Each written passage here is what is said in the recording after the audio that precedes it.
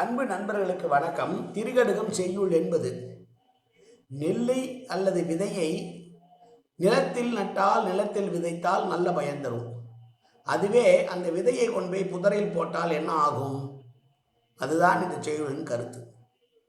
முறை செய்யான் பெற்ற தலைமையும் நெஞ்சின் நிறையில்லான் கொண்ட தவமும் நிறை ஒழுக்கம் தேற்றாதான் பெற்ற வனப்பும் இவை மூன்றும் தூற்றின் கண் தூவிய வித்து என்று சொல்லுகிறார்.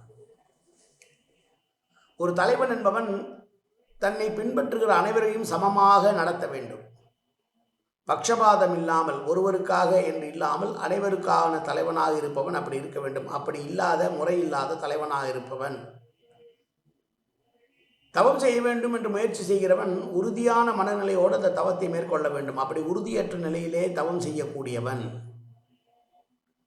ஒழுக்கம் இல்லாதவன். ஆனால் அவன் அழகானவனாயிருந்து என்ன பிரயோஜனம்? இப்படி இந்த மூவராலும் எப்படி பிரயோஜனம் இல்லை என்று சொல்கிறார் என்றால், நிலத்தில் தூவ வேண்டிய விதையை புதரில் விதைத்தால் என்ன ஆகும்? அப்படித்தான் இம்மூவரின் நிலை என்று சொன்ன செய்யுள்.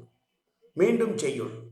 முறை செய்யான் பெற்ற தலைமையும் நெஞ்சின் முறையில்லான் கொண்ட தவமும் நிறை ஒழுக்கம் தேற்றாதான் பெற்ற வனப்பும் இவை மூன்றும் தூற்றின் கண் தூவிய வித்து.